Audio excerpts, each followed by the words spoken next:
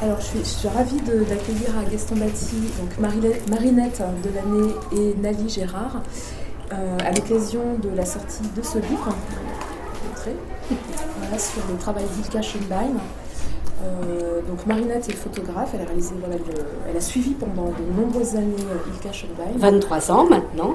Et ce livre témoigne de ce compagnonnage avec cette marionnettiste. On va parler un peu de ce qu'elle produit, de son travail scénique, des marionnettes qu'elle construit aussi, qu'on voit sur les photographies.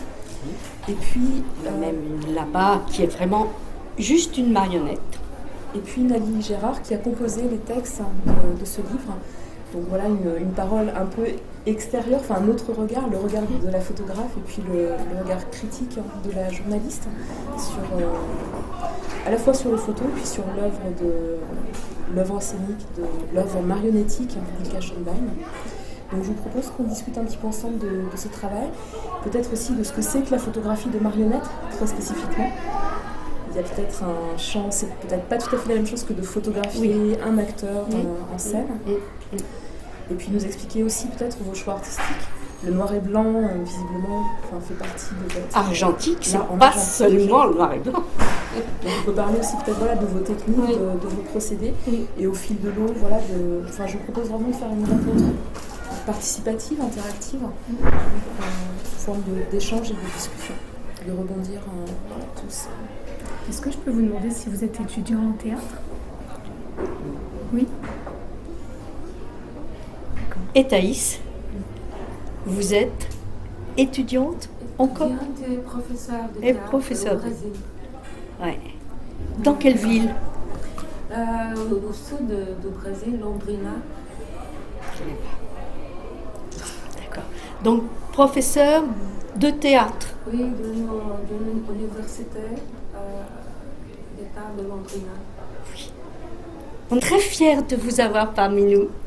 Vous apportez la touche internationale ce soir. Et exotique.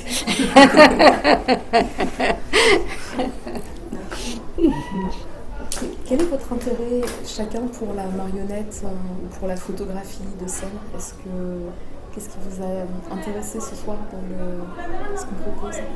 Est-ce que c'est plutôt la partie photographie ou la partie marionnette, le travail d'Ilka Schönbein ? Qu'est-ce qui vous a interpellé ? Moi, c'est justement la fusion des deux qui m'intéresse. Parce que la marionnette, je débute juste, j'ai un cours sur les robots sur scène, où on s'est interrogé sur la marionnette. Est-ce que le robot est une marionnette, etc. Et donc, je découvre la marionnette et j'aime beaucoup la photographie. Il y a un très beau numéro de POC. POC, c'est une grande revue sur la marionnette qui est faite par l'Institut international de Charleville-Mézières. Le numéro s'appelle Humain, non humain. Donc il y a beaucoup de choses sur le rapport justement à la marionnette électronique, robotique. Et c'est vrai que c'est une tendance sur la scène actuelle, le robot sur scène, la déshumanisation. La marionnette, quelque part, c'est ça aussi. On perd quelque chose de l'humain dans la marionnette. Alors, je voudrais bien dire quelques mots sur le sujet un peu plus tard. Oui. Ou maintenant, si vous voulez, mais peut-être vous voulez répondre aussi. Votre intérêt ? Oui. Alors moi, mon intérêt, je connais ni l'un ni l'autre. C'est purement l'esthétique des photos et des marionnettes qui m'ont interpellé. Ce côté extrêmement froid et un peu mortuaire. Je trouvais qu'il y avait quelque chose de très mortuaire dans ce qu'il y avait. C'était très figé, qui m'a attiré, parce que c'est une esthétique qui me parle et qui me plaît. Je voulais en savoir. D'accord. Et alors, Thaïs Bien, je suis ici parce que je fais un doctorat sur Ilka. Sur Ilka, bien sûr. Quelque chose entre la danse et marionnette et autisme. Là, je suis en train d'étudier. J'ai imaginé Ilka pendant 10 ans. Je l'ai rencontrée avec cette image. Ici. Dans un magazine français au Brésil. Non, celle-là. Celle-là, oui. Ouais. Et comme mon travail... Voyage d'hiver. voyage d'hiver, c'est ça. Mon travail, il y a quelque chose lié à une danse un peu lié au bateau. Ce travail m'impressionne beaucoup. Depuis 2006. Et c'est ça, je suis ici pour ça. On peut peut-être resituer pour nos étudiants qui est Ilka Schönbein. Là, vous avez parlé de votre intérêt pour la danse et la marionnette. Ça fait précisément partie du parcours de cette marionnettiste qui a commencé par la danse, si je ne me trompe pas, c'est ça? Oui, oui, c'est ça. Oui, elle est formée en eurythmie, c'est ça. Mais je pense qu'on a danse non exactement liée à quelques méthodes. Mais la relation, la danse d'Ilka semble plus proche à la relation de la marionnette avec la danse. L'histoire de la marionnette depuis Kleist, c'est très lié à la danse. Oui. Krieg aussi. Juste pour nos Désolée, étudiants. ma langue. Ah non, c'est parfait. Ah non, Vous c'est avez bien. parlé de Kleist et de... Krieg. Craig. Oui, voilà. Alors, Krieg, c'est un peu anglais. d'accord, c'est pour être sûr de bien comprendre. Alors, oui, je peux essayer de resituer déjà qui est l'artiste et à quel moment est-ce qu'elle arrive aussi dans l'histoire du théâtre. Elle a commencé à faire ses premiers spectacles personnels en 92-93 en Allemagne.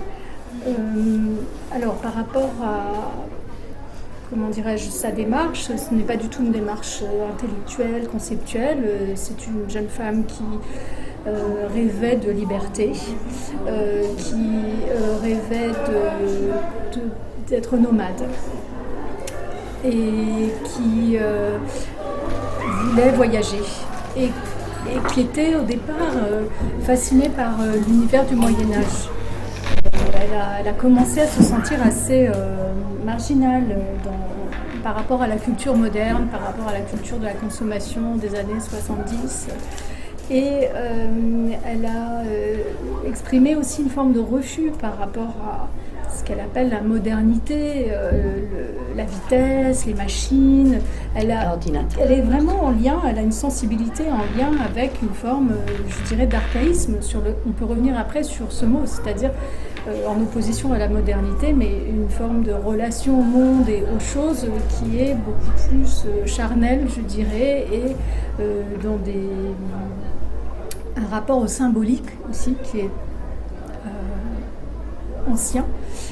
Mais je peux revenir après là-dessus sur l'esthétique. Vous parliez d'esthétique, donc on peut aussi relier l'esthétique des spectacles qui est très bien rendue par les photographies de Marinette dans différents courants esthétiques, voilà.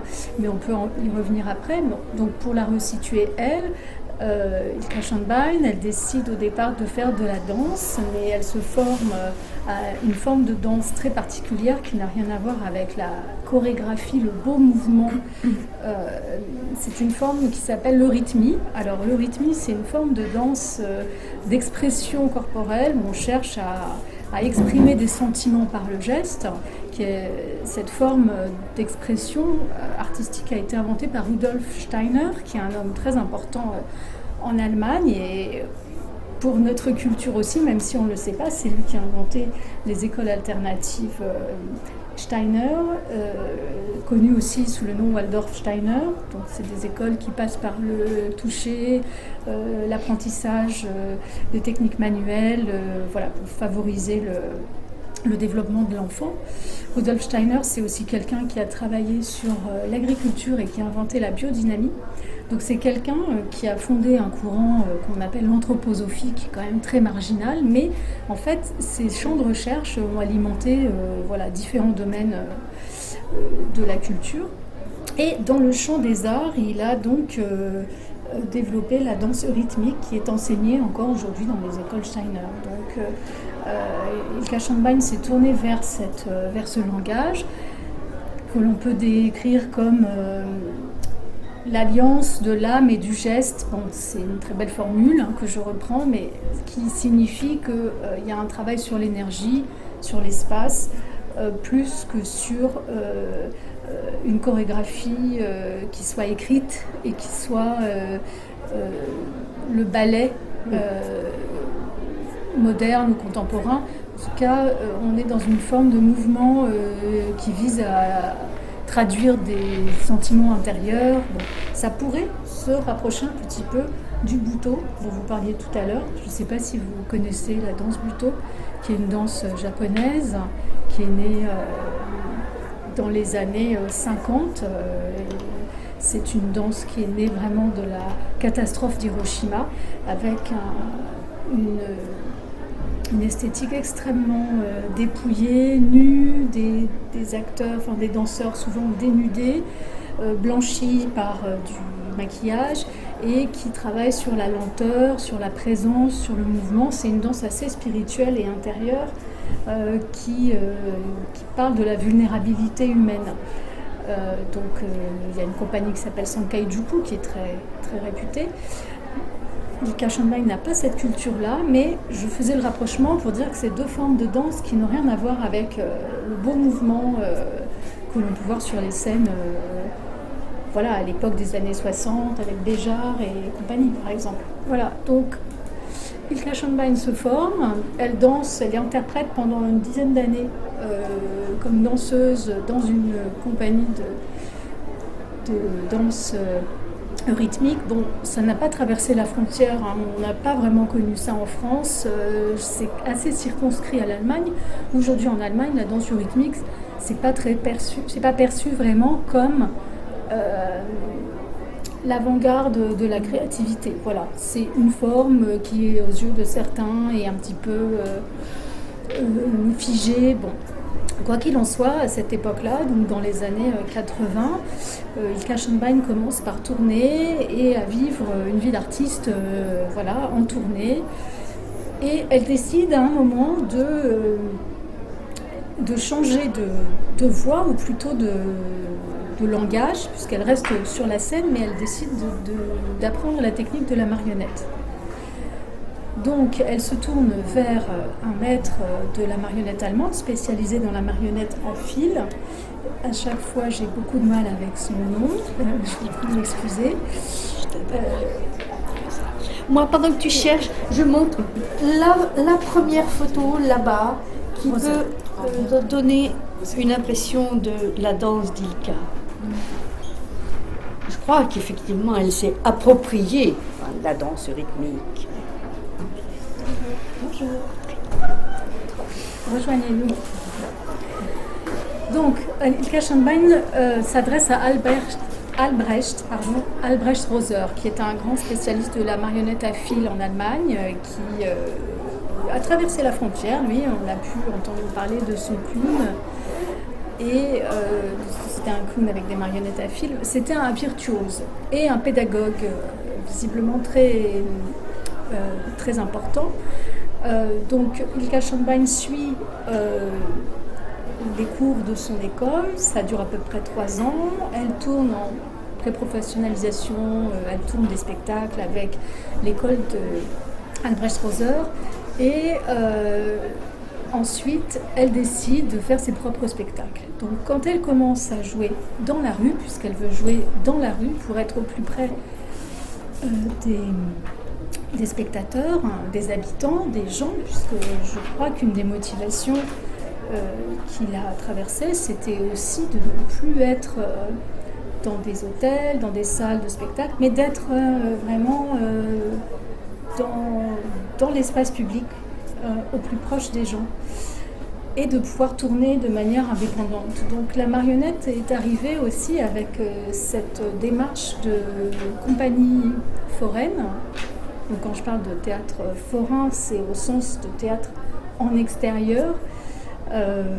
Forain, ça vient du mot ancien qui désigne la place du village, et c'était donc ces saltimbanques qui arrivaient sur la place du village, souvent au même moment que les marchés, pour jouer au chapeau, comme on dit maintenant. Donc Ilka Schönbein est vraiment dans cette démarche. Au départ, ce qu'elle propose sur le plan esthétique, elle a pu me le dire elle-même, c'était des marionnettes à fil avec des lapins, des choses très très conventionnelles. Et petit à petit, elle s'émancipe de ces formes-là. Et surtout, elle commence à couper les fils de sa marionnette. Donc les figures commencent à être très proches de son corps et elle invente petit à petit ces formes-là qui sont vraiment très propres à son art. Un mélange de danse, où le corps, un mélange de danse et de marionnette, où le corps va animer l'objet pour lui donner vie, le rendre expressif, pour créer une présence dramatique. Et là, on est le corps castellé, on est vraiment dans le corps qui porte la marionnette qui supporte le corps aussi. On voit bien dans les photographies, par exemple le sexy, la fenêtre, qui a été reprise, voilà, la fenêtre qui a été reprise pour l'affiche. Il y a vraiment cette idée que le corps sert de scène finalement pour l'objet marionnette. Alors il y a cette dimension de corps castellé où le corps est l'espace qu'habite la marionnette finalement. Il y a aussi le dédoublement, c'est-à-dire la présence de deux créatures qui sont en dialogue. Il y a aussi la création de l'ambiguïté, je pense à la présence qui n'est jamais occultée de la marionnettiste. Par exemple sur la deuxième photo que vous voyez ici, le premier personnage est entièrement une marionnette, formée par un masque et par un habit. Le masque au fond est donc la marionnettiste qui figure la mère. C'est la mère et l'enfant. Dans le ghetto, la mère qui fait danser la petite fille qui n'a pas envie de danser. Voilà, ça c'est la scène. Qu'est-ce qu'on peut avoir d'autre alors, je prends la cinquième photo, donc celle qui vous avait frappé, qui est effectivement très puissante parce que Marionnette a réussi à capter le souffle de l'interprète à un moment qui est très dramatique puisque ça fait suite à la séquence de la naissance. C'est la naissance de l'enfant où généralement le bébé est représenté par la marionnette. Schönbein a d'ailleurs joué ici des accouchements où l'enfant est représenté par une marionnette. Donc il faudrait s'approcher pour voir les détails, mais il y a une marionnette au trait un peu grotesque qui représente le nourrisson, enfin le nouveau-né même. Et ici, elle a inversé les rôles et la forme que l'on voit derrière est en fait la mère. Au tout début de la scène, elle est à l'intérieur de cette marionnette qui est en fait sur sa tête avec un drap, donc elle est dans le ventre et elle va naître. Voilà, en fait, elle joue les étapes de la naissance comme une espèce de bataille pour devenir libre et c'est le moment où justement elle se débarrasse de ce casque, ce aume qui représente la mère pour se libérer. Donc là, en fait, il y a des modalités de relation entre l'objet, le corps, qui sont extrêmement variées. On pourrait aussi prendre cet autre exemple en miroir, qui est dans le même spectacle que la naissance juste précédente. Dans le voyage d'hiver. Ici, il y a le voyage d'hiver, et où on a une construction symétrique avec deux êtres qui sont sur le même plan. L'un complètement qui est formé par un masque et un vêtement nouveau, et puis par la comédienne. Donc il y a aussi un jeu de va-et-vient et de mouvement, et on peut voir dans cette scène à la fois l'aimé qui est abandonné par son amant, le double, une relation à soi-même. Voilà, on peut après avoir plein d'interprétations différentes, mais il y a à chaque fois des surprises quant à la relation entre l'objet et le corps. Voilà donc ce qu'elle invente.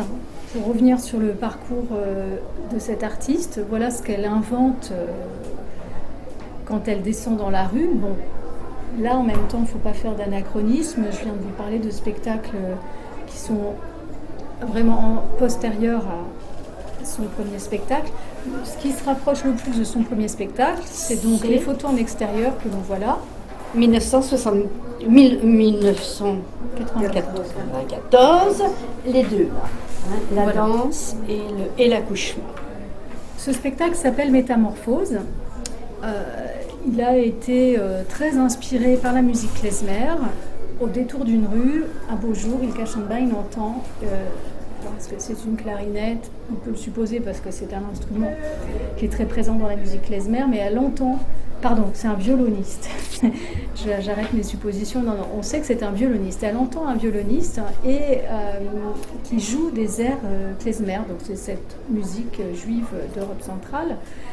Et elle est complètement bouleversée par la musique et par l'histoire qu'il y a derrière cette musique, c'est-à-dire l'histoire d'un peuple anéanti. Et elle va se mettre à modeler des masques et des marionnettes qui vont représenter ce peuple. Des femmes, des enfants, des hommes, surtout des femmes à vrai dire. Et ce spectacle Métamorphose est donc nourri par cet imaginaire du ghetto, la pauvreté, l'oppression, la misère en amont, avec des séquences aussi tragicomiques. C'est un spectacle sans parole, avec une musique qui est déclenchée sur l'espace de la scène, dans la rue, et elle va tourner ce spectacle pendant presque 8 ans, presque 10 ans. Presque 10 ans, oui. C'est avec ce spectacle qu'elle arrive en France en 1994. Elle commence à jouer dans les festivals de théâtre de rue qui sont au sommet, qui sont à leur apogée, puisque les années 90, c'est le grand moment des festivals de rue, le festival d'Aurillac, vous avez peut-être entendu parler, Chalon dans la rue, à Chalon-sur-Saône, Charleville-Mézières, qui est le festival des théâtres de marionnettes, qui a lieu tous les 3 ans à l'époque, a lieu en 1994, si je ne me trompe pas. Elle s'y rend également, et là, dans la rue, c'est aussi une scène ouverte pour les artistes. À ce moment-là, il commence à y avoir un bouche à oreille qui se fait. On parle d'une Allemande qui fait des choses incroyables, voilà. Et alors là, je vais redonner la parole à ma voisine de droite, parce que c'est à ce moment-là que toi, tu as rencontré Ilka. Dès 1994, oui, au festival de théâtre de rue des Affranchis de la Flèche. Je ne connais pas la marionnette, je ne connais même très mal à l'époque le théâtre de rue. Je découvre cette Ilka et j'ai eu un des chocs de ma vie véritablement. Hein. Ça a été quelque chose de tellement fort qui m'est arrivé peu souvent dans ma vie en voyant du théâtre. J'ai senti à quel point elle était habitée, à quel point c'était extraordinaire et extraordinairement beau ce qu'elle faisait. Et c'est très étrange parce que c'est la seule fois où ça m'est arrivé dans la vie de me dire, cette femme, il ne faut pas que je la quitte. Il faut que je la connaisse, il faut que je découvre son travail, il faut que j'en rende compte, il faut que j'en témoigne. Et tout de suite, j'ai quand même, je crois, capté son univers, alors que je ne le connaissais pas du tout. Je l'ai découvert dans mon appareil photo, derrière, vous voyez. Bon, c'est très important parce que le théâtre de rue, en général, il y a peu de traces. C'est vrai que la photographie, finalement, ce sont les seules traces qui peuvent nous rester de ces productions. Bon, après cette découverte, j'ai fait beaucoup de photos de théâtre de rue. Hein, pendant 15 ans, j'ai exposé au Festival des Affranchis de la Flèche. Mais Ilka, c'est le sommet parce que elle, je l'ai suivie sur tous ses spectacles. Je suis allée la voir juste après son spectacle Elle ne parlait pas français, moi pas allemand. Donc il n'y a eu qu'un échange de sourires. Mais le mois d'après, j'étais à Aurillac, justement, pour lui montrer mes premières photos et pour qu'il se crée quelque chose, quoi. Et puis ça s'est fait relativement vite parce que elle a eu dès 1994, je crois, le prix Mimos à Périgueux. Donc, Peter Buck, qui s'occupait du festival de Périgueux, lui a mis la main dessus parce qu'il a bien découvert un talent exceptionnel. Il a cherché quelqu'un pour avoir des photos de ce spectacle et elle a pu donner mon nom. Et voilà, ça a commencé comme ça. Et alors, puis, voilà. Juste une précision, Oui. parce que tu parles de Peter Buck. Ce qu'il faut préciser, c'est que ce monsieur est diffuseur. Donc, grâce à lui, elle a pu être diffusée.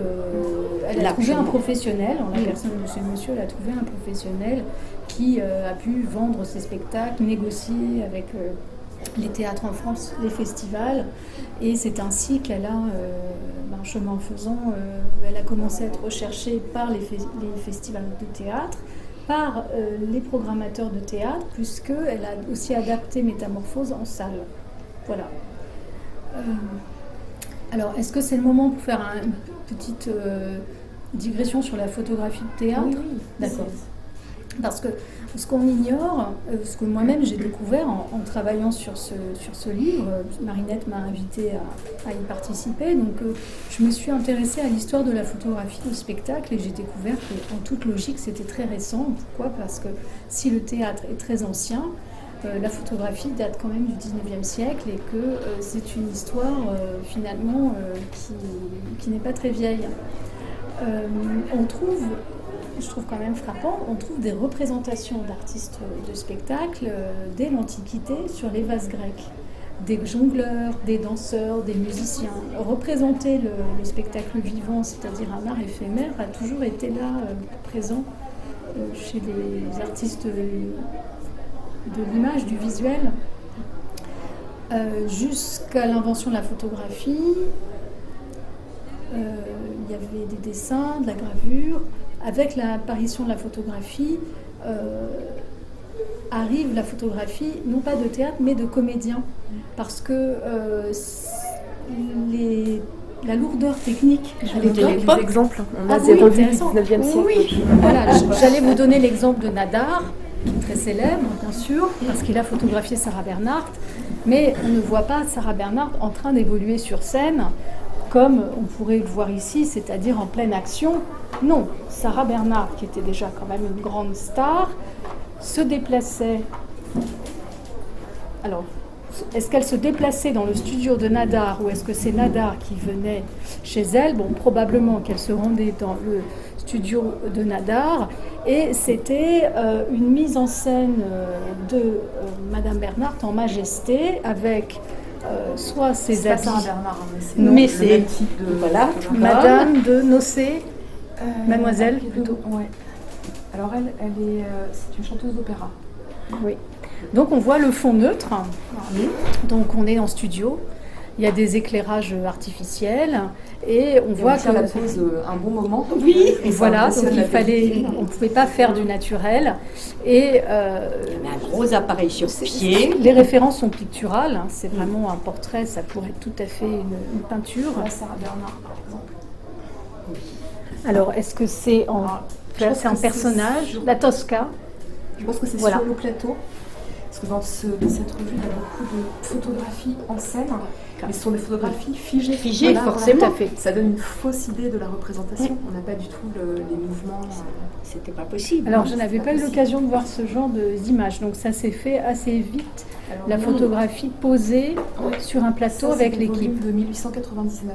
Donc d'accord. Vraiment au passage du siècle. Ouais. C'est-à-dire que la photographie de comédiens était très populaire puisque c'était un moyen pour les spectateurs de pouvoir avoir des dédicaces, de pouvoir collectionner les photos, de pouvoir prolonger le plaisir de la scène. Voilà, alors ils sont dans leur habit, dans leur personnage, dans leur costume, pardon. C'est précieux de pouvoir avoir ça.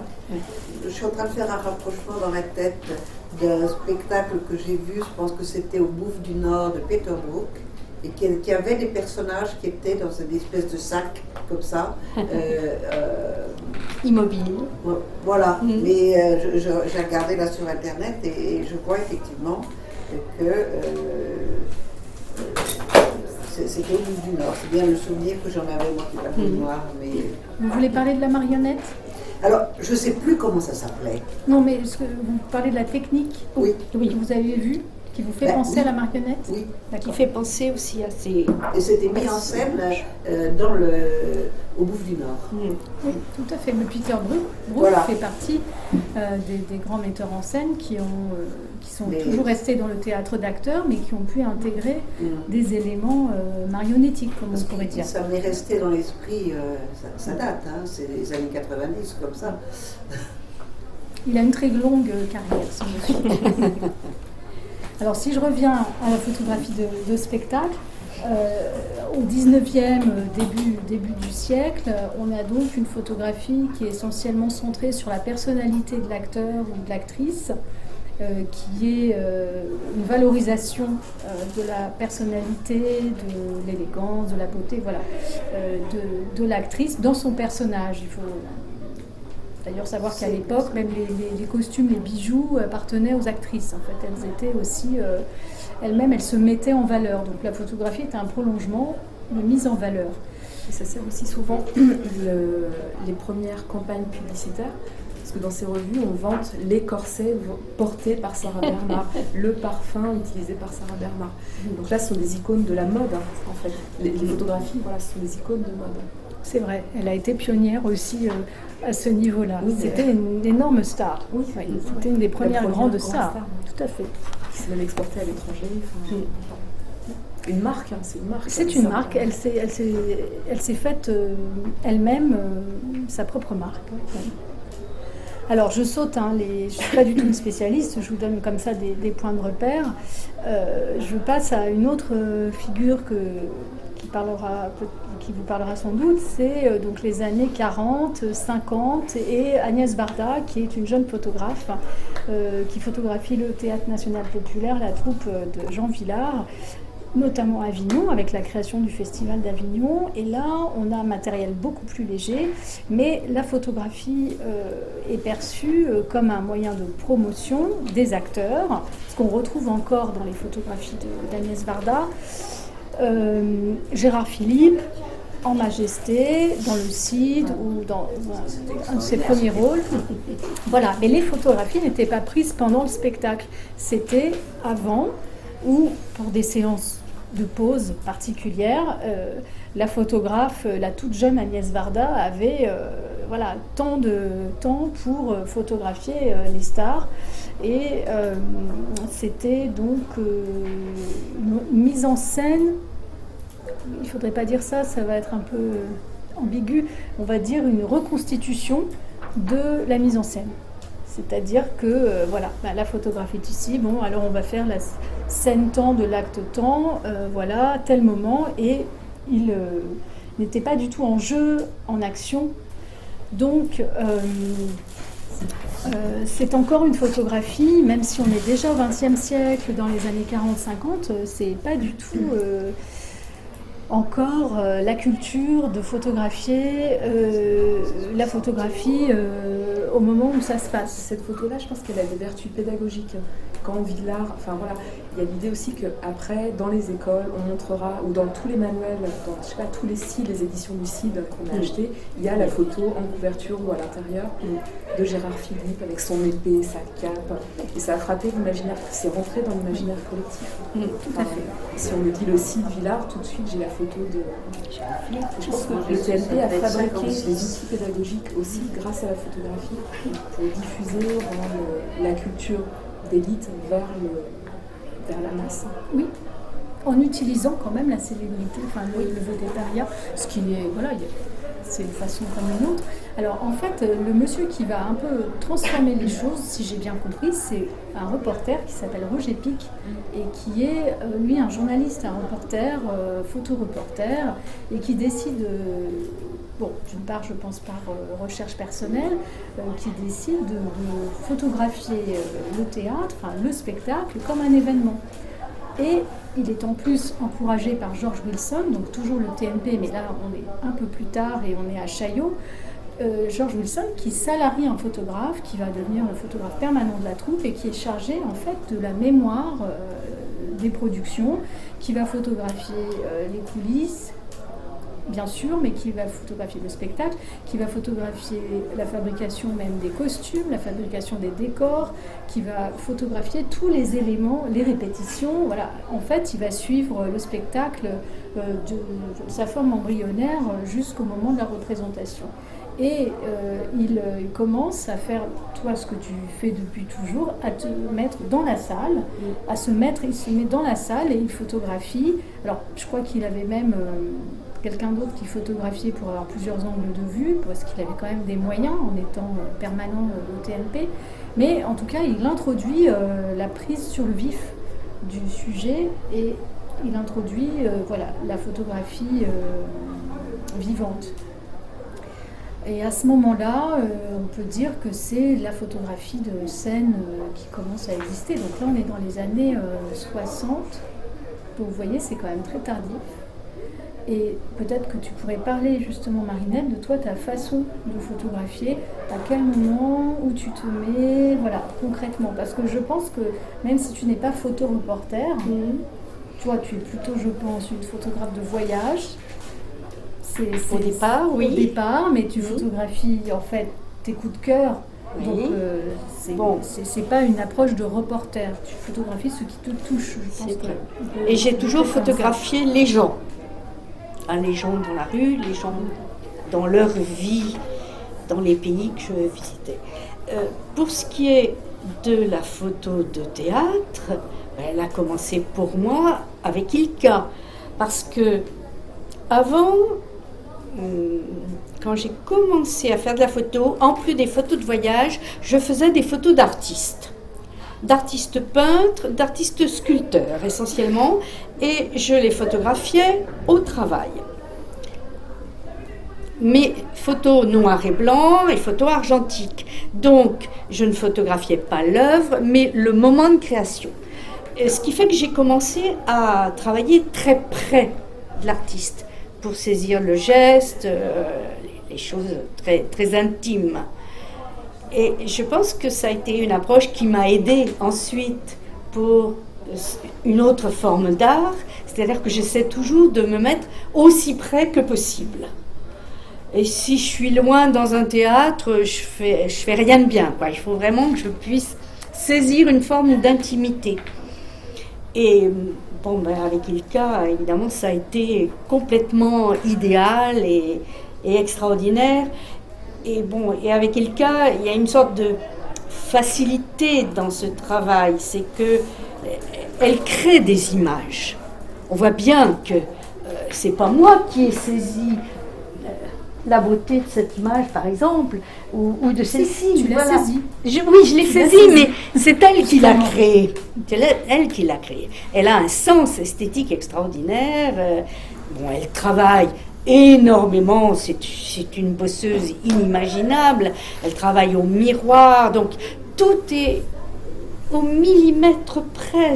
Elle a prévu la photo que je vais faire. Donc ça a été un travail vraiment très, très agréable. Vous l'avez photographié aussi en répétition, en fabrication de bien marionnettes? Bien sûr. En fabrication de marionnettes, non, parce qu'elle fabrique les marionnettes dans son camion, la nuit généralement, et ça j'avais pas accès.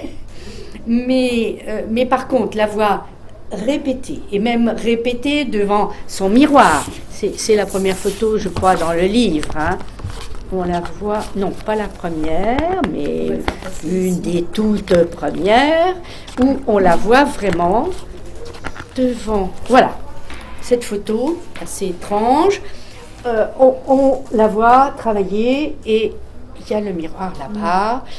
Et le miroir, c'est le public pour elle, évidemment. C'est ce que nous, on va voir. Hein? Donc, effectivement, on peut faire passer. Voilà. Alors moi, j'ajouterais bien quelque chose pour que l'on comprenne ta relation avec cet artiste. C'est que je pense qu'elle s'inscrit dans une forme de complicité qu'on a trouvée chez d'autres photographes et personnalités de théâtre. Je pense par exemple à Nicolas Street, qui est donc T-R-E-A-2-T, pour connaître bien son orthographe. Nicolas Street, qui a travaillé avec Patrice Chéreau pour ses premières mises en scène. Bon, il a suivi très longtemps, mais c'était vraiment les premiers spectacles de Patrice Chéreau. Et il y a eu un livre par la suite. Et puis Nicolas Street a fait aussi tout un travail particulier sur les gros plans, les visages en noir et blanc. Quelque chose qui rappelle peut-être un petit peu d'ailleurs ton style. Je pense aussi à Martine Franck, qui est une grande photographe, qui était la compagne d'Henri Cartier-Bresson, qui a photographié pendant des dizaines d'années Ariane Mouchkine et le Théâtre du Soleil. Martine Franck, qui était du coup une photographe, qui était dès le départ dans la coopérative du Théâtre du Soleil. Malheureusement, elle est décédée aujourd'hui, donc c'est quelqu'un d'autre qui prend les photographies, mais entre Ariane Mouchkine et Martine Franck, il y avait une compréhension immédiate, en tout cas de la photographe. La photographe comprenait immédiatement ce que photographier. La photographe comprenait immédiatement ce que créait la metteuse en scène. Alors, je pense que c'est intéressant de comprendre qu'il y a aussi une relation, une connaissance, une relation d'amitié, etc. Voilà, ça c'est quelque chose qui va avec le temps. Au fil du temps. Mais en tout cas, une sensibilité commune qui fait que la photographe n'a pas besoin de revoir le spectacle plusieurs fois pour comprendre, ou ne va pas prendre en photo simplement ce qu'elle trouve beau, mais quelque chose qui dramatiquement a un sens. C'est-à-dire la photographe ou le photographe peut comprendre que c'est ce moment-là qui est important par rapport à ce qui nous est raconté, qui est important par rapport à l'émotion, par rapport au pic dramatique, parce qu'un photographe peut aussi tout à fait avoir un travail purement personnel et se dire je vais voir des spectacles et je photographie ce qui me plaît, sans s'interroger finalement sur le sens de l'œuvre, la cohérence des images, et s'attacher à un détail. Il pourrait photographier, s'il le veut, la comédienne de dos parce qu'il aime la silhouette. Enfin voilà, je prends un exemple anecdotique, mais ce n'est pas parce qu'on photographie un spectacle qu'on a compris le spectacle et que l'on va faire de la photographie de scène. On peut tout à fait prendre un spectacle comme une espèce de sculpture en mouvement et ne s'attacher qu'aux formes, aux lumières, etc. Donc quand on parle de photographe de scène, et en plus de photographe rattaché à une compagnie, ou en tout cas fidèle à une compagnie, comme c'est ton cas, c'est qu'il y a vraiment un photographe qui se met au service d'un propos artistique et qui va pouvoir le restituer, le traduire avec sa personnalité en images. Je pense à un autre couple qui est formé puisque la chorégraphe est décédée, c'était Pina Bausch, donc encore une grande artiste allemande, qui a été photographiée pendant très très longtemps par une photographe qui s'appelle Ursula Kaufmann, Ursula Kaufmann qui l'a suivie pendant des années. Donc je pense que pour les metteuses en scène, chorégraphes, c'est très important de pouvoir être compris, de s'appuyer sur un photographe qui va être juste par rapport à son propre travail. Voilà, je n'ai pas mené d'interview dans ce sens-là, donc je m'appuie sur une supposition, mais je peux lire ce que Ilka a écrit sur ton travail. Ça vous intéresse ? Oui. Tu m'avais dit que tu voulais pas le lire. Moi, je ne le lirai pas parce que c'est trop flatteur. Mais... Là, on peut avoir le point de vue de l'artiste sur ses photos. Tu es obligé de lire le tout début, sinon ça n'a pas de sens après. Non, j'ai trouvé un passage. Oui, tu n'as pas trouvé un passage. Sens. Bon, d'accord. Donc elle s'adresse à toi, elle s'adresse à Marinette Delannay. Je sens que mon art est parfaitement représenté par le tien. Si je pouvais moi-même photographier mon jeu, mes photos seraient comme les tiennes. Tel le loup du conte qui engloutit tout cru la grand-mère et le petit chaperon rouge, l'objectif avide de ton appareil photo a avalé mes marionnettes et celles qui les animent. Et tel le chasseur qui a ouvert la panse du loup pour en faire sortir en pleine vie et sans égratignure la grand-mère et le petit chaperon rouge, tu as, à l'aide de tes instruments mystérieux, révélé la marionnettiste et ses marionnettes. Certes, figées en 2 dimensions, mais en contrepartie, conservées pour l'éternité. Et ce faisant, tu as trouvé cet équilibre génial entre un abandon total à mon jeu et la création d'une œuvre unique en son genre, qui, à son tour, a inspiré la marionnettiste dans son jeu. Je crois, chère Marinette, que je parviens tout juste maintenant à apprécier ces preuves en noir et blanc de mon existence d'artiste, que l'on peut rapporter à la maison et que maman peut accrocher au mur, tes extraordinaires photos grand format qui ont tant absorbé de ma vie et qui l'ont arraché à son misérable caractère éphémère. Le misérable caractère éphémère, ça j'ai entendu aussi Ariane Mnouchkine, j'ai lu plutôt Ariane Mnouchkine qui tenait des propos dans ce sens-là, c'est-à-dire que je pense que les metteurs en scène ont une fascination pour la photo parce qu'elle est éternelle et que leur art est destiné à mourir. Alors on parlait des traces, ça c'est aussi votre travail. Mais d'ailleurs j'aimerais bien savoir, vous, si vous avez des photos ici, comment vous faites. On a des photos de Nicolas Street justement, de Roger Pic, d'Enguerrand aussi, qui est un grand photographe de scène. Donc on a, nous, pour donner un peu des chiffres, on doit avoir 14 000 diapos et à peu près autant de tirages papier. Donc on a un beau stock. Donc les photos du TNP, on les a ici. Les Mnouchkine, c'est pareil, on a des tirages, on a beaucoup de choses. Donc ça me parle comment vraiment. Valoriser ça Alors, en bibliothèque, nous valoriser, c'est la numérisation pour rendre accessible au plus grand nombre. Mais ça pose beaucoup de problèmes parce que le droit de propriété avec les photographes et les agences photographiques nous empêche de mettre en ligne des photos. On ne peut pas. Ça demanderait de reverser des droits qui sont pour nous exorbitants. Vous parlez d'Enguerrand ? Enguerrand, notamment, lui il est particulièrement connu pour protéger très fort ses photos. Mais c'est légitime.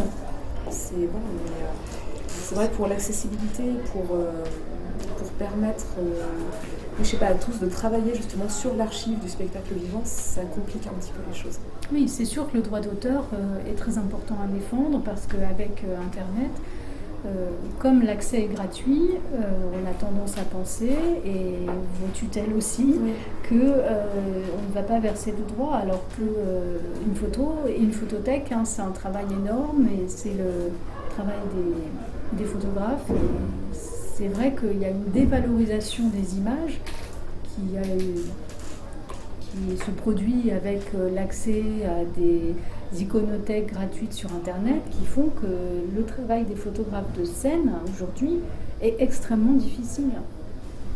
Donc c'est vrai qu'il y aurait beaucoup à dire sur le statut des photographes de scène, photographes de spectacle, qui doivent se défendre vraiment leur métier. Et c'est un métier, c'est ça qui est très important à défendre. Est-ce qu'il n'y a pas une possibilité en numérisant et en faisant des DVD de rentabiliser et de permettre aux gens de voir? Est-ce que vous êtes prête à payer pour avoir accès à des photos? En DVD, volontiers. Parce que le DVD, ce n'est pas vraiment une publication. En fait, le droit d'auteur, c'est on paye une publication. Par exemple, dans la presse, un photographe est payé à chaque fois que la photo est publiée. Mais je veux dire, chez moi, si je prenais les photos, je ne saurais plus où les mettre au bout de 10.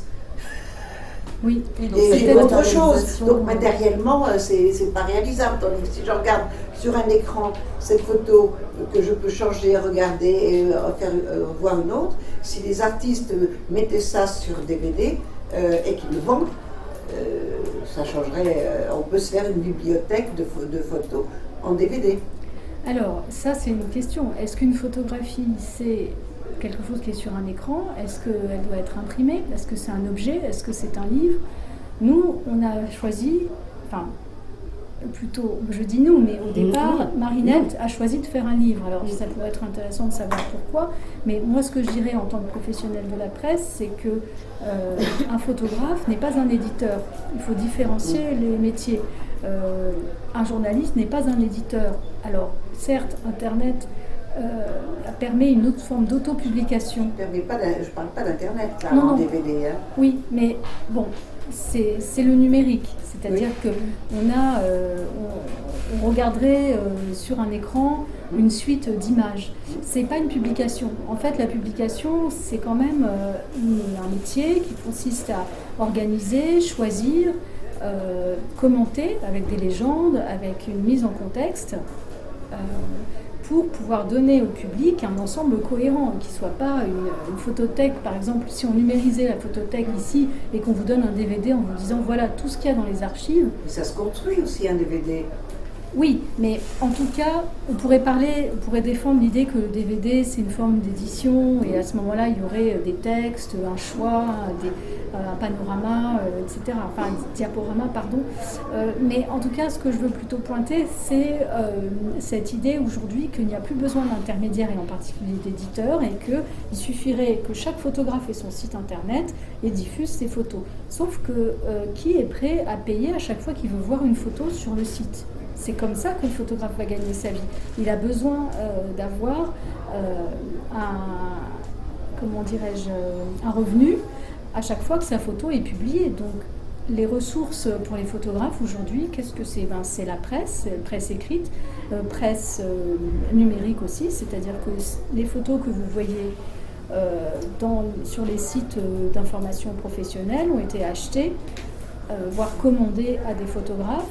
Donc, on a tendance à les piller parce que c'est très facile, on fait un clic, voilà, on l'enregistre et après on peut le réutiliser. Mais en fait, les photographes sont spoliés parce qu'ils devraient être rémunérés à chaque fois que leur photo est utilisée. Donc la presse, c'est un gagne-pain pour les photographes, les expositions, quand elles sont rémunérées, ce qui n'est pas toujours le cas, et l'édition, la publication de livres. Bon, la publication de livres, on pourrait en parler un peu. Peut-être que tu veux dire un mot sur justement le sens, pourquoi publier un livre, puisque ce qu'on peut dire, c'est que tes photos étaient jusqu'à présent visibles dans des expositions. Uniquement, c'est sûr. Notamment en parallèle des spectacles d'Ilka Schönbein. Oui. Or, c'est quelque chose d'éphémère aussi, une exposition. Quand il y a une exposition, est-ce qu'on fait un catalogue ? Non. Si on a les moyens. Sinon... Non, mais je veux dire, parce que sinon, il y a une publication avec le catalogue. Oui, mais bon. Ça n'a pas été le cas jusqu'à maintenant. Non. Moi, je n'ai pas eu de publication de catalogue jusqu'à maintenant. Donc, c'est pour ça que je me suis dit, le travail d'Ilka, je possède un millier de photos sur elle. Ça peut pas être perdu, c'est pas possible. Bon. Et comment vous avez fait votre choix dans toute votre accumulation comme ça pendant une vingtaine d'années de photos pour ce livre ? Alors, le choix s'est fait avec plusieurs personnes.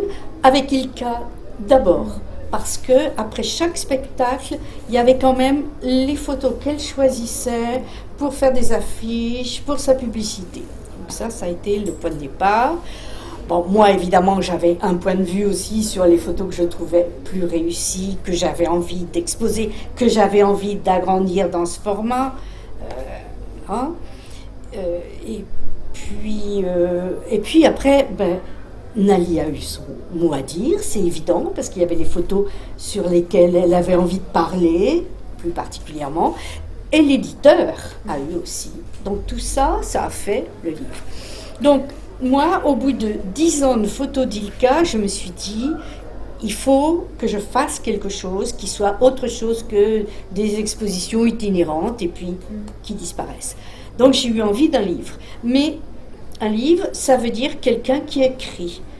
C'était pas moi, je savais que je ne pouvais pas écrire sur Ilka, moi c'était l'image. Donc pendant des années, j'ai pensé à ce livre, mais je n'avais pas trouvé la personne. Et il y a eu tout d'un coup un concours de circonstances magiques qui fait que le livre a pu exister. le livre a existé grâce au théâtre Mouffetard, spécialisé en marionnettes. Mais le livre a existé aussi grâce à ma petite fille, qui fait des études de théâtre ici, et qui un jour a dû faire un exposé, a choisi de faire un exposé sur la marionnette et sur Ilka, en disant « ma grand-mère aura des photos à me fournir pour mon exposé ». Et elle est allée aussi à la documentation du Mouffetard pour pouvoir travailler, trouver des informations. Et elle a eu l'occasion de parler avec la documentaliste, donc est-ce qu'elle est chargée ? Documentaliste, oui, Morgane Dussart, qui est très sympathique, et elles ont parlé toutes les deux, et ma petite fille a dit, mais ma grand-mère est la photographe d'Ilka Schönberg. Ah, a dit Morgane, mais Ilka, nous allons la faire jouer cette année, elle est programmée. Et j'aimerais bien voir la grand-mère. Voilà. Je suis donc allée rencontrer Morgane, rencontre très sympathique, très intéressante. Et Morgane m'a dit, mais pourquoi pas faire une exposition sur Ilka à ce moment-là. Et je dis à Morgane, alors ma grande envie, c'est de faire un livre sur Ilka, mais je n'ai pas trouvé la personne qui me convenait. J'en avais trouvé d'autres, mais qui me semblaient, tant pis, je le dis ici, un peu trop intellectuelle peut-être, ou trop, qui allaient me disséquer mon Ilka, et moi ça, j'avais pas envie. J'avais envie que ça reste quand même un travail artistique, poétique, enfin bon. Et 2 jours après, Morgane me rappelle et me dit « J'ai peut-être trouvé la personne qui pourrait. Elle connaît très bien Ilka, elle connaît très bien la marionnette. Elle s'appelle Nathalie Girard et il faut que vous vous rencontriez. » Et nous nous sommes rencontrés et tout de suite, ça a fonctionné extrêmement bien. Et la chance n'était pas terminée. J'expose donc pendant qu'Ilka jouait Sinon je te mange, son avant-dernier spectacle, et j'exposais au Mouffetard, et là l'un des directeurs des éditions de l'Œil vient me voir et me dit « ça nous intéresse de publier un livre sur Ilka ». Donc là, il y a eu un concours de circonstances finalement très rapide. Tout ça, ça s'est cristallisé. Et voilà, ça a donné le livre et puis bon, plein de belles choses. C'est vrai que c'est des rencontres et puis c'est aussi des gens qui prennent des risques. Parce que l'éditeur, je voulais insister là-dessus, parce qu'un auteur et une photographe, ça ne fait pas un livre. Alors on pourrait dire on n'a qu'à faire de l'auto-édition, mais bon, moi qui travaille dans la presse, je sais que l'éditeur, c'est un métier, on ne peut pas éditer quelque chose sans un éditeur, c'est-à-dire quelqu'un qui a des connaissances sur le livre, qu'est-ce qu'un livre, que faut-il pour faire un livre qui ressemble à un livre, quels sont les choix de fabrication, ne serait-ce que le papier, ne serait-ce que la maquette, ne serait-ce que la forme du livre, l'agencement, la cohérence, le coût du livre. Et c'est vrai que cet objet, je pense que c'est important de le signaler, existe aussi parce qu'il y a une politique publique pour le théâtre en France. C'est-à-dire que ce livre a été soutenu par plusieurs institutions publiques. Par le théâtre Mouffetard qui s'est engagé à acheter des exemplaires, par une institution qui s'appelle l'Institut international de la marionnette. Donc ce sont à un moment des responsables de structures qui ont décidé de mettre une partie de leur argent, qui est de l'argent public, dans le soutien à ce livre, parce qu'ils pensent que ce livre est nécessaire. Ce qui est aussi mon avis, c'est pour ça que j'ai accepté la commande de marionnette.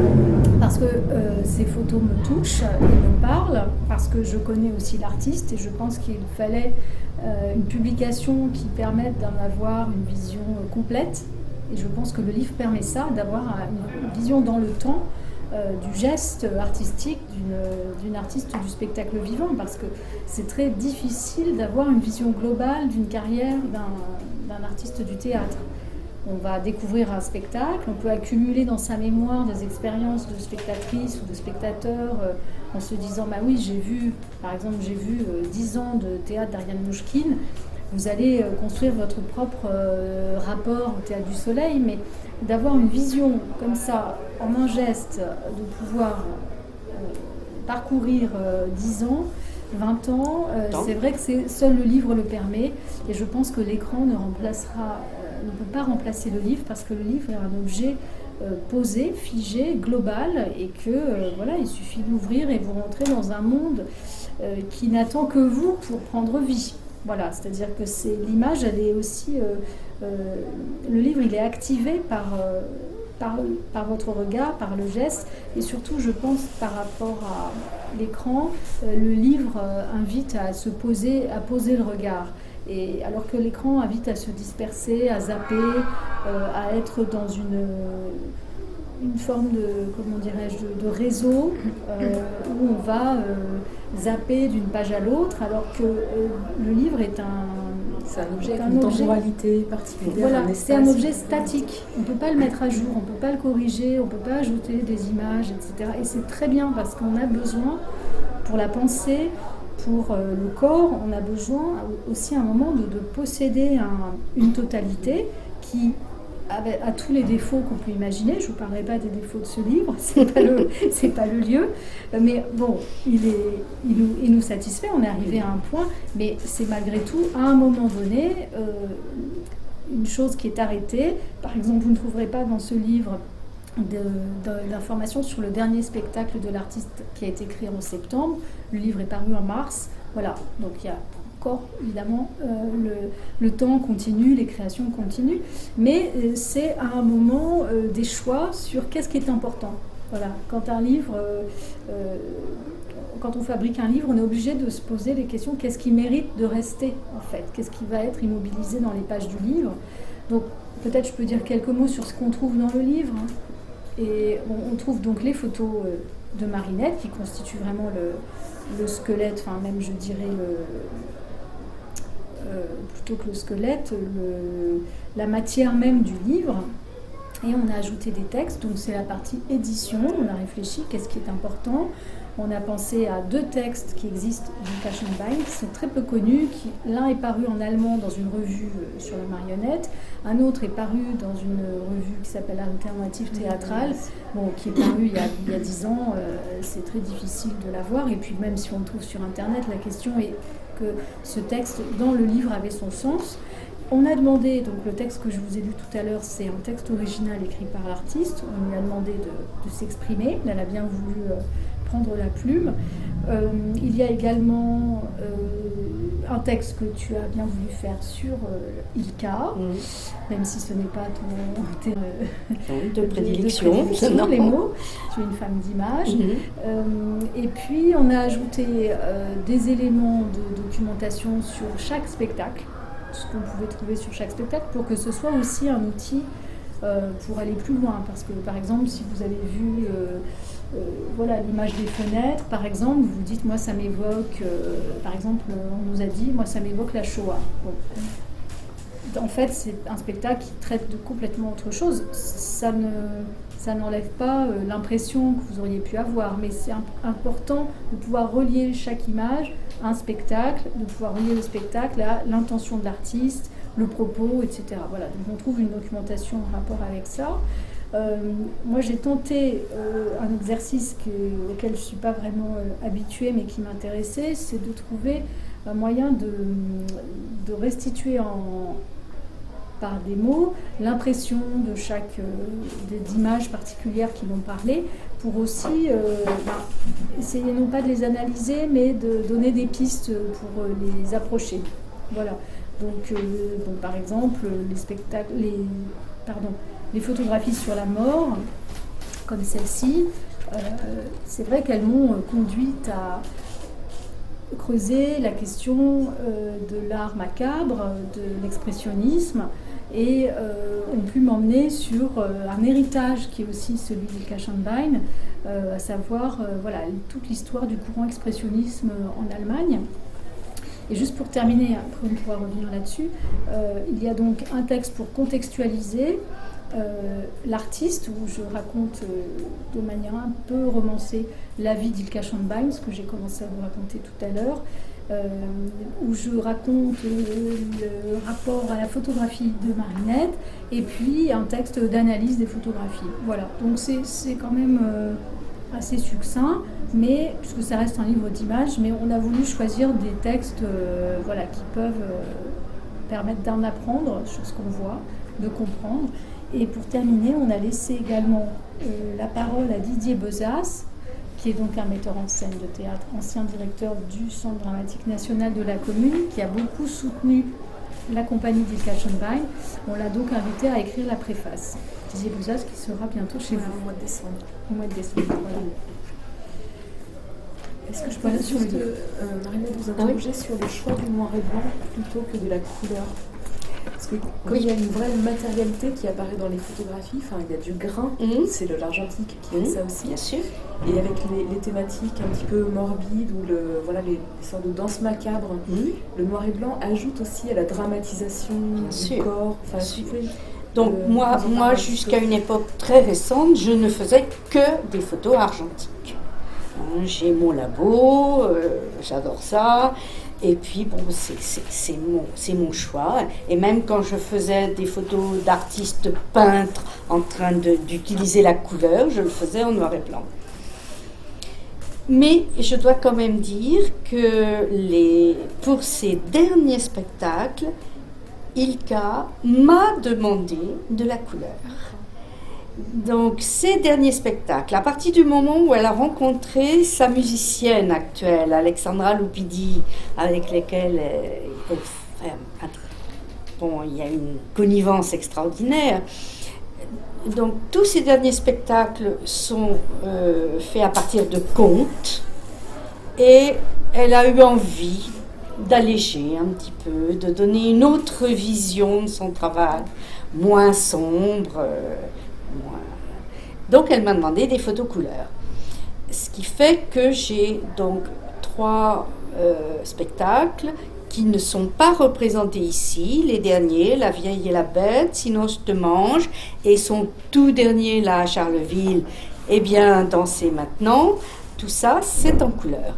Mais c'est très difficile de mélanger. Alors, on a un petit peu essayé dans le livre, il y a quelques photos couleurs, mais on y est allé doucement parce que c'est pas facile de les faire cohabiter. Et c'est vrai que moi, personnellement, je préfère mes photos noir et blanc. J'ai pas de grands tirages comme ça en couleur. Et je les fais pas moi-même, mes tirages couleurs, donc je suis un peu frustrée. Mais bon, c'est le choix d'Ilka, je le respecte et j'essaie de faire... Bon, c'est différent le travail en couleur, c'est sûr. Alors, je pourrais peut-être ajouter une chose, puisqu'on parle photo, pour terminer, sur la photo de marionnette, spécifiquement. Donc, je disais tout à l'heure, Ilka, elle m'offre l'image, mais j'ai quand même un travail à faire. C'est-à-dire que pour moi, il faut, pour que j'estime que ma photo soit réussie, il faut qu'il y ait à la fois la marionnette, mais la marionnettiste aussi. Il ne faut pas qu'elle disparaisse complètement. Or, généralement, les marionnettistes sont derrière, et souvent même très sombres. Et même Ilka, souvent... Elle se maquille en noir, donc elle est difficile à percevoir derrière. Mais dans ces 2 photos qui sont là, surtout celle qui est à l'extrémité là-bas, vous pourrez la voir de plus près tout à l'heure, si on ne voyait que le masque, moi j'estimerais que ma photo est ratée. C'est parce qu'on voit derrière les yeux délicats, et surtout là-bas, un regard, que je pense que c'est réussi, parce qu'il y a les deux plans. Et ça c'est la difficulté. Il manque la vie, il manque l'animation de la marionnette. Eh bien oui. Bon, ces marionnettes sont extrêmement vivantes, mais il faut qu'il y ait le corps. Celle qui fait vivre. Parce que sinon, là-bas, il y a une marionnette toute seule. Une marionnette assez terrible d'ailleurs, vous pourrez aller la voir de près, parce qu'on voit la technique. Donc j'ai pensé que ça pourrait intéresser des gens. Mais elle est morte. C'est le paradoxe de la marionnette. Eh ben oui. Dès que le manipulateur est absent, c'est ça, oui. Ça devient un objet. Oui. Donc ça, évidemment, c'est intéressant pour moi. Mais je ne réussis pas toujours. J'ai bien envie de rebondir sur l'histoire du robot, parce que la marionnette n'a absolument rien à voir avec le robot. Ça, je pense que c'est vraiment fondamental. Pourquoi ? Parce que la marionnette existe dans le présent. Le robot, c'est le fruit d'un programme. L'automate est l'ancêtre du robot. C'est-à-dire que l'automate et la marionnette n'ont rien à voir. Ce sont des cousins lointains. Il faudrait penser, si vous voulez, à Guignol et puis à l'horlogerie, ce qui est cette technique, cet art technique qui a donné lieu aux automates. Mais le guignol qui existe toujours, la marionnette à gaine, c'est vraiment ancestral. Voilà, c'est le gant, comme on dit en anglais, the glove. On chausse sa marionnette à gaine et c'est l'énergie pure du manipulateur qui donne vie à l'objet, qui par la parole, la musique, le castelet pas forcément, mais en tout cas elle existe. L'être, le personnage se met à exister immédiatement parce qu'il y a animation. Et l'animation peut se faire par manipulation, c'est-à-dire par le geste. La marionnette à gaine, c'est typiquement de la manipulation, mais ça peut se faire aussi à distance. Par exemple, les marionnettes à tringle ou à tige, on n'est pas en train de toucher le personnage, enfin la figure, mais c'est à distance, on anime des choses à distance. J'ai pu voir là au Festival de Charleville-Mézières une technique vraiment incroyable utilisée au Japon dans un type de marionnette rituelle où les marionnettistes sont dans une espèce de cabane avec les marionnettes au-dessus d'eux. Eux, ils tirent des fils, donc ils ne sont pas en train de toucher, ils ne manipulent pas directement la poupée. Ils font faire à la poupée des sauts périlleux, des acrobaties, enfin c'est très spectaculaire. Et c'est très drôle aussi, mais ce n'est pas d'un automate parce que tout se passe sur le moment, en direct, et on sait qu'il y a là des artisans, des manipulateurs qui sont en train de donner vie à la poupée. Donc l'automate, c'est vraiment arrivé, plutôt au XVIIIe siècle. On parle d'automates égyptiens, mais bon, on ne sait pas tellement si c'était finalement mécanisé ou si c'était animé en direct. Mais l'automate, il est très récent, c'est vraiment le XVIIIe siècle.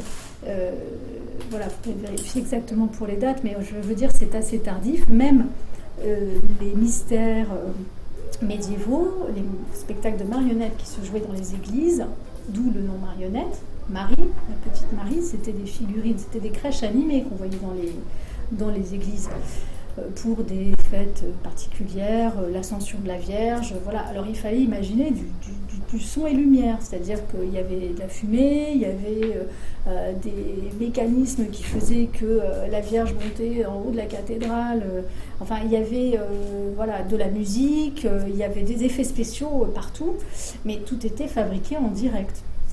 C'était très secret d'ailleurs, c'était tenu vraiment secret, mais ces spectacles populaires et religieux s'appuyaient sur les techniques de manipulation, de marionnettes. Le robot, c'est vraiment venu après, et je pense qu'il y a une différence fondamentale dans la présence ou pas de l'animateur, c'est-à-dire du marionnettiste, puisque avec la présence du marionnettiste, on est dans un événement théâtral, alors qu'avec l'automate, on est dans un événement qui est du type sculpture en mouvement. On est dans un objet qui est programmé pour agir. Si on pense aux horloges avec des animaux qui... le coucou, c'est un automate en fait, si on pense à un exemple très très trivial. Mais voilà, je pense que c'est très important. Aujourd'hui, on voit arriver sur les scènes des artistes qui travaillent avec des robots. Je vous parlais de Blancali tout à l'heure, cette chorégraphe qui a utilisé des robots. Dans le monde de la marionnette, c'est pas un monde à part, c'est pas tout à fait juste de dire ça, mais en tout cas, il y a des marionnettistes qui se sont intéressés à des techniques très élaborées. Je pense à un spectacle qui s'appelle Le Théâtre des Oreilles d'après Valère Novarina, où on avait Alan Weiss, voilà, des marionnettes. Tout à fait. Marionnette électronique, c'est sa dénomination. Voilà, on appelle ça marionnette électronique. C'est vrai que c'est un spectacle qui a beaucoup frappé les esprits. J'ai eu la chance de le voir, mais qui était d'une technologie extrêmement sommaire parce qu'on avait des machines avec des câbles et au fond, le marionnettiste qui était mis en scène comme tel, c'est-à-dire qu'il y avait un tulle et des éclairages qui faisaient qu'on voyait la présence humaine et lui manipulait, avec sa régie, manipulait l'articulation de la sculpture qui était davantage une sculpture animée avec une projection vidéo pour le visage, qui donnait l'illusion d'avoir un robot si vous voulez. Donc le robot était presque le propos, mais la technique elle-même était marionnettique. Donc on peut avoir de la mécanique ou même une animation avec, du numérique, de l'électronique, mais où c'est manipulé en direct. Et ça, je pense que c'est vraiment important de le distinguer parce que c'est ce qui fait l'interprétation. Est-ce qu'il y a interprétation par un marionnettiste? Bon, et moi je considère que ce que j'ai vu, le spectacle dont je parlais, où on voit un artiste qui en direct est en train de donner le rythme, de choisir à quel moment il lance telle image, à quel moment il fait bouger telle chose. Bon, là, on sait qu'on est en train de partager un moment unique. Bon, quand on va voir, par exemple, dans les musées des scènes animées où on a des automates, bon, on sait que c'est complètement répétitif. Alors, certes, des partisans des robots pourraient dire mais on peut arriver à un programme aléatoire, etc. Il n'empêche, on n'est pas dans la présence humaine. Oui. Mais il existe aussi la téléopération pour les robots. C'est-à-dire... Oui, vous pouvez expliquer un petit peu plus? C'est-à-dire que celui qui manipule le robot est comme un marionnettiste, mais il n'a aucun contact avec son robot, ni de gain, mais il est avec une commande dans la salle ou derrière. Donc à partir de ce moment-là, qu'est-ce qui distingue vraiment le robot de la marionnette? C'est vraiment une question parce que je suis d'accord. Oui, alors là c'est un exemple intéressant que vous soulevez.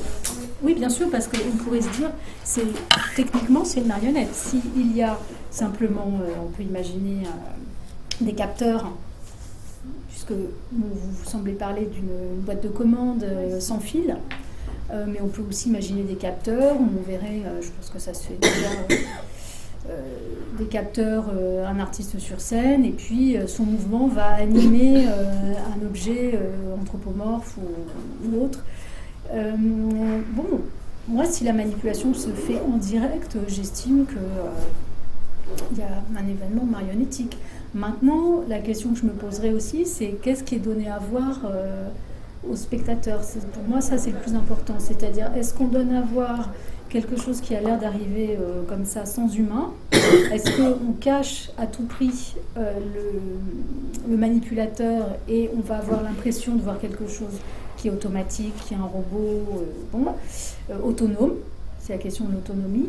Bon, ça, là, je pense qu'il y a un enjeu, culturel important, parce que moi, ce que je perçois, c'est une espèce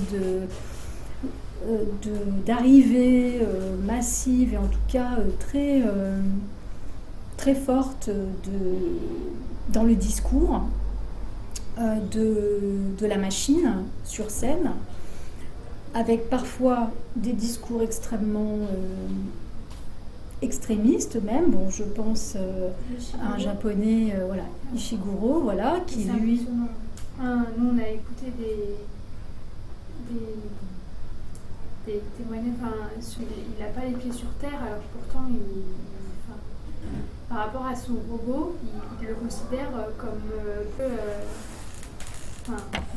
c'est très important là ce que vous dites, parce que il faut présenter, Sauf que le problème, c'est que justement c'est l'homme partout, puisque c'est l'homme met la parole dans le robot, c'est l'homme qui va créer le robot. Donc on peut parler de... C'est le fantasme de l'homme augmenté par le cybernétique. Je pense qu'on entre dans des questions d'éthique avec le robot utilisé comme marionnette, alors que la marionnette plus traditionnelle, elle a des valeurs métaphoriques qui échappent peut-être au monde de la robotique sur le plateau. Je sais pas, c'est une hypothèse. Oui, moi je suis d'accord avec ça. Peut-être pour dire 2 mots d'Ishiguro, que je pense peu de gens ici connaissent, c'est donc un ingénieur, c'est pas du tout un artiste, un ingénieur japonais qui a entrepris de réaliser des robots qui sont extrêmement proches de l'apparence humaine. Donc il a, si je ne me trompe pas, parce que vous avez l'air de bien connaître, mais il a réalisé sa fille, une version de sa fille en robot et une version de lui-même en robot. Et donc lui construit des robots, il a un appui énorme, puisque il faut savoir que l'industrie robotique, c'est pas du tout comme l'industrie, il n'y a pas d'industrie en marionnette, pour tout dire. Et là, je pense que c'est un point extrêmement important, c'est que d'un côté, on a l'artisanat des arts du spectacle, que sont les constructeurs de marionnettes, et de l'autre, on a une industrie extrêmement puissante. Au Japon, elle est extrêmement puissante, c'est des fonds énormes, c'est des fonds pour la communication qui sont énormes, et tous les chercheurs qui veulent travailler sur la robotique ont des moyens assez conséquents par rapport... j'ai pas fait d'études comparatives, les chercheurs en marionnettes ou les chercheurs en robotique, mais bon, la robotique, c'est un secteur de l'industrie qui est en plein développement. On est en train d'introduire des objets de consommation de masse, des jouets robots.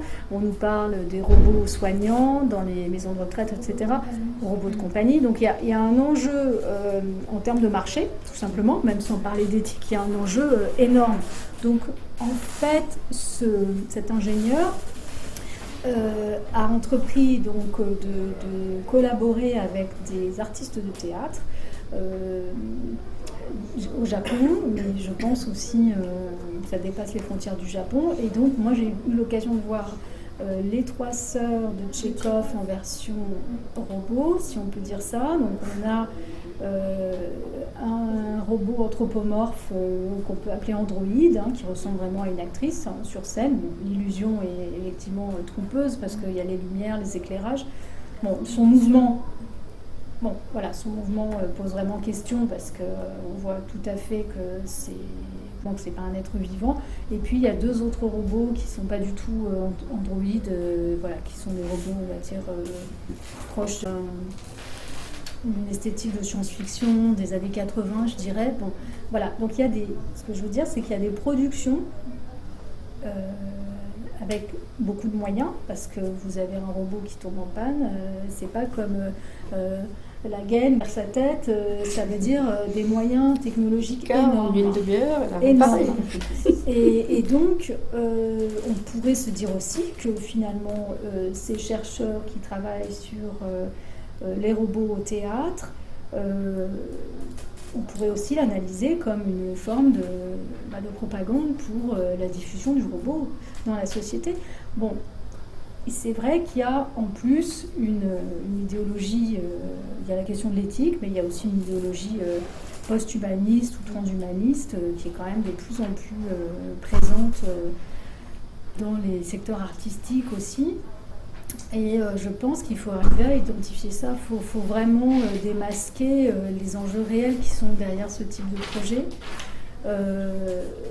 Et en plus, comme vous dites, quand on entend les propos tenus par cet ingénieur, la misanthropie, oui, ça paraît évident.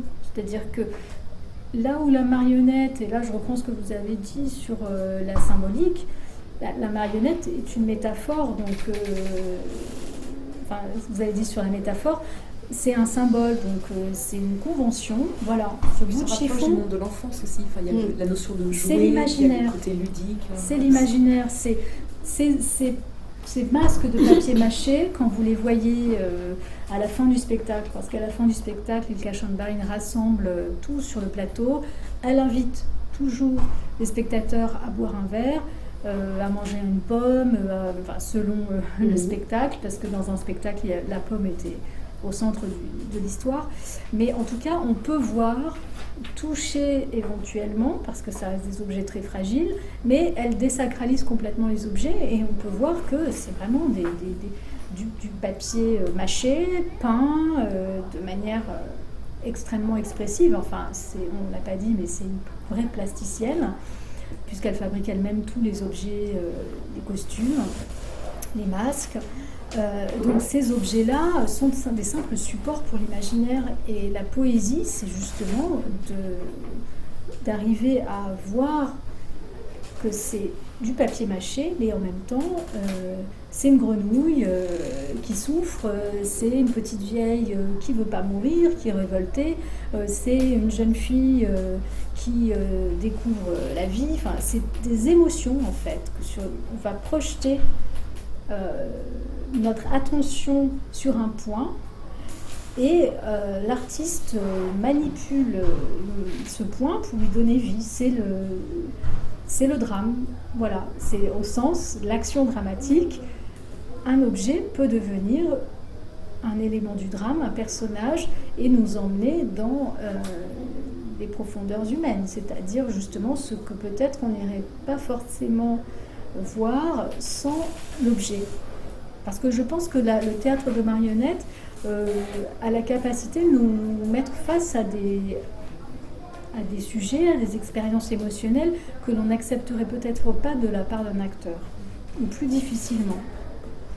Et là, je pense à la mort et à la question de la danse de noir, en fait. On peut peut-être, je ne sais pas si vous voulez commenter ensemble. Je sais pas, vous avec tout le monde pour voir simplement.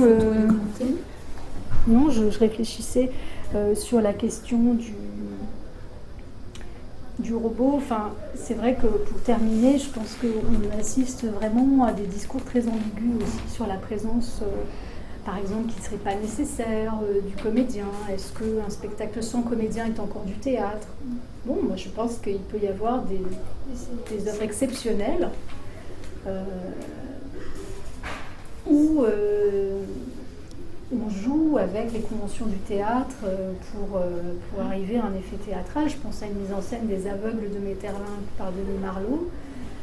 Et il n'y a pas de surenchère technologique, ça reste un moment poétique. Surtout que ça ne fonctionne pas en termes dramaturgiques pour l'instant, les robots sur scène. Quand on a vu Blancali et ce qu'elle fait avec Nao, c'est frappant comment ça ne fonctionne pas, puisqu'on donne au robot tout ce qui fait l'humain, on donne toutes les capacités de l'humain au robot alors qu'il a ses failles. Par exemple, il n'arrête pas de tomber, alors qu'on aurait pu faire quelque chose de la chute, faire quelque chose de justement de cette faille, en faire quelque chose sur le plan dramaturgique. Et finalement, elle n'est pas prise en compte parce que ça remet en cause l'aspect technologique, les prouesses technologiques, et au final, ça fonctionne pas. En tout cas, moi je ne connais pas le travail de Blancali, je ne l'ai pas vu ce spectacle-là, mais je pense qu'on assiste à une espèce de spectacle de foire, parce qu'au XIXe siècle, il y avait le spectacle de foire, on montrait... C'est les nouveaux monstres de foire, finalement. Alors les monstres ou les innovations technologiques, parce que souvenez-vous, le cinéma, on montrait dans les foires en disant venez voir la photo qui bouge, venez voir le dernier cri technologique, et on venait voir ça, et évidemment c'était mis en scène, il y avait du boniment, il y avait du discours, on créait toute une atmosphère pour être complètement pour être dans le sensationnel, mais c'est vrai que le robot sur scène, on n'en a pas besoin. Pourquoi est-ce qu'il est sur scène ? Parce qu'on propose à des artistes de travailler avec, parce que c'est à la mode, parce que c'est un défi, parce que ça fascine, parce qu'il y a un mouvement comme ça dans la culture en ce moment qui est très fort. Mais c'est vrai que poétiquement, dramatiquement, le théâtre, c'est des acteurs sur scène avec un texte, voilà, des objets éventuellement, du chant, de la danse, enfin c'est la présence humaine, et le robot, non, on n'a rien à faire, on n'en a pas besoin. Après, on peut faire des spectacles sur les robots, et ça je pense que c'est très important que les acteurs et les artistes du théâtre traitent ce sujet. Voilà. Par exemple, là il va y avoir un spectacle au Théâtre Mouffetard, c'est pas pour faire de la publicité, mais moi je suis vraiment curieuse de voir ce spectacle. C'est un artiste du théâtre d'objets qui va parler des technologies, du numérique, etc., mais avec des objets en carton. Voilà. Je ne veux surtout pas avoir recours aux vrais objets parce que lui, il est dans une forme de métaphore, mais il veut interroger ce rapport à la technologie, cette fascination, et pour parler de ça, il faut prendre du recul. Donc on ne peut pas vraiment travailler avec les objets eux-mêmes, à moins de vouloir faire une démonstration. Voilà. Et moi, c'est ce que j'avais vu du théâtre japonais qui avait travaillé avec ces robots-là, c'était une démonstration. Je suis pas complètement d'accord. Moi, personnellement, j'adore les robots. J'aime beaucoup ça. Je ne sais pas pourquoi. C'est fascinant. Voilà, c'est ça. Parce qu'après, les Japonais ont une grande tradition. Ils ont même un mot pour désigner la fusion entre le robot et l'être humain, c'est-à-dire une espèce de robot cellulaire. Le Ghost in the Shell, un peu. Le Jin Zoningen, qui est voilà. Oui, le Ghost in the Shell aussi. Oui, toute la série des Gundam. Avec quoi vous n'êtes pas d'accord? Et moi, sur le fait que j'avais vu justement Dozira Hirata, les trois sœurs. Et à l'époque, je travaillais même au théâtre de Gennevilliers, ce qui fait que j'avais même pu voir la machine en coulisses. Donc, pour le coup, vraiment la machine complètement inanimée, le robot complètement inanimé. Et donc, à la thématique qui interroge le robot et ce puits Asimov, c'est justement la question du libre arbitre. Et moi, ce que j'avais trouvé justement intéressant, que l'un des personnages de Tchekhov soit un robot, c'est la question de... Les personnages de Tchekhov ont l'air d'avoir une vie séquencée, comme on pourrait séquencer une machine, la programmer à avoir une réaction à partir de quelque chose. Et moi, c'est vrai que je trouvais ça assez intéressant. Alors ça, c'est du coup, on pourrait le faire pour du vaudeville. Hein. Parce que, par exemple, Feydeau, tout est... Alors là, c'est de l'horlogerie. Enfin, on parle souvent de la mécanique du vaudeville. On pourrait très bien imaginer de remplacer les acteurs pour jouer du Feydeau. C'est ça, parce que ce serait dommage. La question, par exemple, qui interroge Asimov, on était très loin de la robotique à l'époque d'Asimov. Hein. C'était vraiment... qu'est-ce qu'au fond l'humanité aura toujours plus que le robot? Il y a une phrase que j'aime beaucoup dans iRobot où le héros demande au robot, il lui dit: mais toi, est-ce que tu es capable d'écrire une symphonie ou peindre un tableau? Et le robot lui répond: non, et toi? Évidemment, le héros non plus. Il est très mauvais en musique, très mauvais en peinture.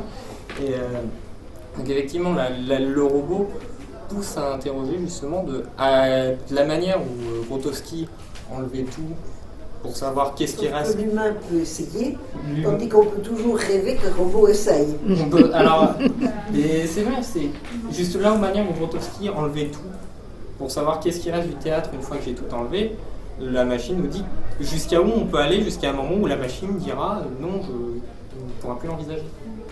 Mais je pense que effectivement, c'est la relation entre le robot et l'humain pose la question de la limite. Donc soit on interroge justement cette limite, mais on n'est pas obligé de l'interroger avec le robot. On n'est pas obligé de se servir du robot sur scène. Parce que ce que vous dites sur le libre arbitre, où on peut y réimaginer Feydeau, mais en fait ça n'aurait pas de sens. Enfin, moi je trouve que ça n'a pas de sens parce que on sait que le rire c'est provoqué par la mécanique plaquée sur le vivant. C'est justement un être humain qui agirait comme un robot. Et ça, il y a eu quand même tout un théâtre depuis les années 60, avec notamment le mime, Decroux qui a travaillé sur la mécanisation du corps. On voit même ça dans le rap, enfin dans le hip-hop, enfin sur la mécanisation du corps. Et donc il peut y avoir une esthétique, une recherche autour de l'imaginaire du robot. C'est un imaginaire qui est fertile pour se poser la question de l'humain. Mais c'est justement l'humain sur scène qui est pris dans la tragédie, une forme tragique chez Tchekhov en tout cas. Le rire chez Feydeau, c'est des humains qui n'agissent pas comme des humains, on dirait des marionnettes, on dirait des coucous qui sortent de leur boîte et qui rentrent, et c'est ça qui est drôle. Donc c'est la crise en fait, entre justement l'humain qui est pris dans quelque chose d'inhumain ou dans quelque chose qui est comme un objet. Et ensuite, sur la question de... Alors, Aérobot, c'est un film, pour replacer... je pense que la question... je ne sais pas écrire une symphonie, moi non plus, je ne sais pas peindre, mais je sais que je fais partie de l'humanité et que l'humanité sait faire ça. Et je pense que l'humanité, c'est aussi un tout. Enfin, nos semblables, ce ne sont pas des robots. Et moi, quand j'entends Hirata qui dit que son robot, finalement, il est un peu comme un adulte handicapé, parce que son robot ne sait pas exactement bien marcher, bien écrire, etc. Là, je dis non, il y a une limite. C'est-à-dire, comment est-ce qu'on peut comparer une personne handicapée à un robot ? C'est-à-dire, se mettre à dire non, à certains moments, il n'y a plus de frontières. Alors, je pense que, parce qu'on est aussi dans une époque postmoderne où on tend à éliminer les frontières, y compris, et le théâtre est le miroir de ça, et on commence à nous dire, mais dans certains cas, les robots pourraient avoir des droits, ou pourraient être responsables d'accidents. On commence à entendre ça avec la Google Car. Non, un robot, c'est produit par un système, par des ingénieurs, par des fabricants, par une industrie. Donc, pourquoi il faudrait se décharger de sa responsabilité tout à coup en disant, en fait, finalement, le robot... Après, il faut voir toujours à qui profite, quel est l'intérêt derrière. Mais en tout cas, non, je pense que la question de la limite, aujourd'hui, elle est fondamentale. Et la marionnette permet de l'explorer. Parce que justement, il y a un étonnement, il y a un mystère qui est vieux comme le monde. Enfin, on n'a pas besoin du robot pour ça. C'est le symbole, c'est les peintures de Lascaux, de la grotte Chauvet. C'est ce besoin de représenter l'humain avec autre chose, ou de représenter la vie avec autre chose. Pourquoi est-ce qu'il faut sortir à un moment de la forme humaine ? Pourquoi est-ce que, des crânes, comme on voit là, des espèces de crânes, de marionnettes, de formes, ça nous parle de choses invisibles, en fait, c'est-à-dire la mort qu'il y a après la vie, de nos états intérieurs. Donc ça représente des choses qu'on ne peut pas voir. Il y a un besoin de représentation. Ça touche au sacré, à l'origine. Oui, ça touche à ce qui est commun à nous tous. Voilà. Et ce que les robots ne pourront jamais avoir en commun, même si ce que vous dites c'est déjà dépassé, puisqu'il y a une exposition qui se prépare pour l'année prochaine sur les œuvres faites par des robots. Oui, ils arrivent. Mais pour moi, qu'est-ce que ça veut dire de vouloir à tout prix essayer de prouver quelque chose qui, de toute façon, en tant qu'humaniste, moi je pense que c'est... il faut défendre le fait qu'il y a une limite. Descartes avait déjà recours à l'image... Non, je sais pas Descartes. Il y a un philosophe qui avait déjà recours longtemps à l'image de l'automate. Chez Descartes, il y a ça aussi, la mécanique. On a aussi comparé à la marionnette, mais bon, pardon, parce que c'est vrai que je vais être obligée d'arrêter, parce que l'université va faire... Mais peut-être dire quelque chose non, sur la mais marionnette non, pour terminer. Mais c'est une poésie, en fait, c'est une poésie du regard. Voilà ce que je voulais dire pour... Non, mais pour revenir sur ça, c'est que pourquoi tu photographies aussi le manipulateur, la présence, parce que en fait la marionnette c'est la relation, c'est cet espace vide entre le marionnettiste et l'objet, et c'est là où notre regard circule, parce qu'on ne cesse de regarder et la marionnettiste et ses formes et ses objets, et qu'en fait on est perdu dans l'illusion et dans la conscience de l'illusion. On sait que c'est faux, mais c'est tellement vrai. Je peux dire une chose. Il y a une chose, concorde. Je suis d'accord avec plutôt de choses. Et je comprends une certaine différence aussi. Et la différence, c'est le corps, le charnel. La chair. Il y a une mécanique et une dynamique différente de la dynamique du robot. Mais les cyborgs mélangent les deux. C'est autre chose. La marionnette me semble c'est très lié à quelque chose de notre corps, de notre chair, qui garde encore les choses, les mystères des choses invisibles. Mais il y a un test que je voudrais vous dire. Je ne sais comment se dit en France le nom de ce Peter Sloterdijk. C'est un philosophe allemand. Il écrit un petit test qui s'appelle l'âme ne s'oppose plus aux machines. Aux machines, Vous pouvez écrire. Est-ce que c'est un texte qui est long? C'est long? Non, c'était ça, un petit entretien. Des choses qu'il va penser sur cette théorie post-humaniste.